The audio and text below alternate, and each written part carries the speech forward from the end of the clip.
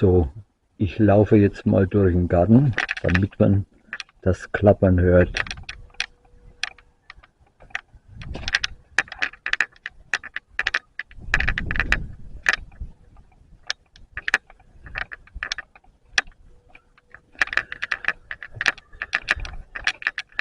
Ich denke mir auch, der Ton ist nicht ganz einwandfrei.